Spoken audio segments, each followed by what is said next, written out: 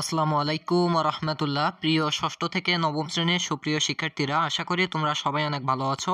তো তোমাদের জন্য নিয়ে আসলাম একদম সর্বশেষ একটা বিশাল আপডেট নিউজ। তো তোমরা হয়তো এখানে প্রথমত একটা জিনিস দেখতে পাচ্ছ যে মাধ্যমিক ও উচ্চশিক্ষা অধিদপ্তর থেকে একটা নোটিশ জারি করেছে। সো কি বলা হয়েছে এখানে, আজকে আমরা পুরোটা পর্যালোচনা করব। বাট তার আগে একটি কথা, যেহেতু আগামী নভেম্বরের 28 তারিখ থেকে অথবা 21 তারিখ বিভিন্ন জায়গায় বিভিন্ন প্রতিষ্ঠানে বিভিন্ন তারিখে শুরু হতে যাচ্ছে বার্ষিক পরীক্ষা।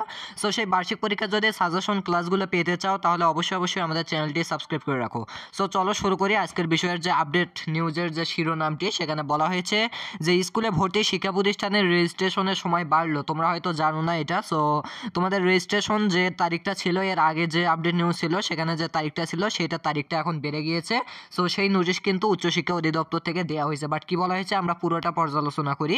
সো দেখো, বলা হয়েছে যে ডিজিটাল লটারির মাধ্যমে স্কুলে প্রথম থেকে নবম শ্রেণীর শিক্ষার্থী ভর্তিতে শূন্য আসনের তথ্য সহ রেজিস্ট্রেশন শুরু হয়েছে 30 অক্টোবর থেকে। সো তোমরা এটা সবাই জানো, 30 অক্টোবর থেকে কিন্তু রেজিস্ট্রেশন শুরু হয়েছিল। এবার এই কার্যক্রমের সময় 10 নভেম্বর পর্যন্ত বাড়ানো হয়েছে। সো যেটা ছিল সময়, বাট সেখান থেকে এখন 10 নভেম্বর পর্যন্ত চলবে, অর্থাৎ আরও কিন্তু কিছুদিন চলবে। সো দেখো, ইতোমধ্যে সময় বাড়ানোর চিঠি সংশ্লিষ্ট এলাকার স্কুলের অধ্যক্ষ প্রধান শিক্ষকদের পাঠানো হয়েছে।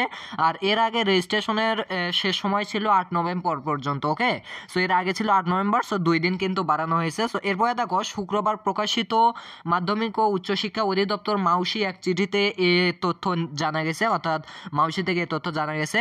সো দেখো, যে জানা যায় 2025 শিক্ষাবর্ষে সারা দেশের মহানগরী ও উপজেলা, সদর উপজেলা পর্যায়ে সব সরকারি ও বেসরকারি মাধ্যমিক বিদ্যালয়ে ডিজিটাল লটারির মাধ্যমে প্রথম থেকে নবম শ্রেণী পর্যন্ত শিক্ষার্থী ভর্তি প্রক্রিয়া সম্পন্ন করার লক্ষ্যে প্রতিষ্ঠানের শূন্য আসন সহ অন্যান্য তথ্য দাখিলের সময়সীমা 8 নভেম্বর পর্যন্ত নির্ধারিত রয়েছে।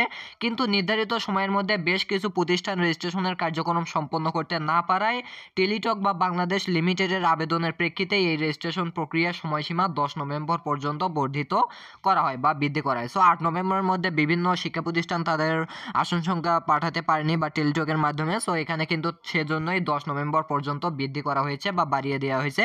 সো সেই যে নোটিশটা সেটা কিন্তু এখানে দেওয়া হয়েছে। সো সেটাতে কি বলা হয়েছে সেগুলোই কিন্তু আমরা এতক্ষণ পর্যালোচনা করলাম। তবুও একটু দেখো, যে সূত্র হচ্ছে টেলিটক বাংলাদেশের পত্র মোতাবেক। সো সেখান থেকে একটা পত্র দেওয়া হয়েছে, সেই পত্র মোতাবেকই কিন্তু এই কথাটা বলা হয়েছে।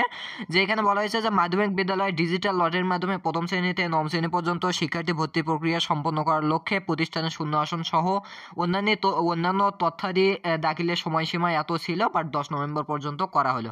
সো আশা করি বুঝতে পেরেছো। সর্বশেষ আপডেট নিউজগুলো পাওয়ার জন্য আমাদের সাথেই থাকো, পাশেই থাকো, সাবস্ক্রাইব করে রাখো। আল্লাহ হাফিজ।